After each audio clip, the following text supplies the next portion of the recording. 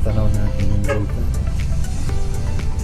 At dito pagkagising ng umaga, tapos kakape-kape ka lang, habang tinatanaw mo yung mga tanim mong palay, ano? Ang sarap ng buhay dito. Parang siguro ang peaceful dito manirahan. Malayo sa gulo, napakatahimik, payapa ang buhay. Yan, makikita naman natin minsan kung gaano kalutihan yung mga halaman.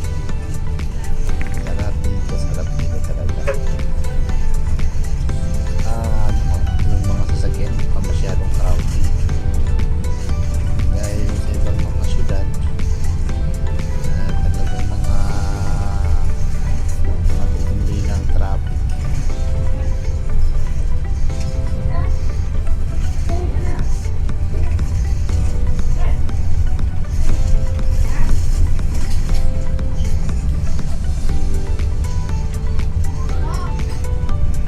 Pag ganito kasi yung tanawin makikita mo sa biyahe, parang hindi ka dadalawin ng antok kapag nagbibiyahe ka, kasi ang daming magagandang tanawin, ano? Yung may jeep ka na lang tapos biglang bubula kasi yung napakagandang vulkan na yung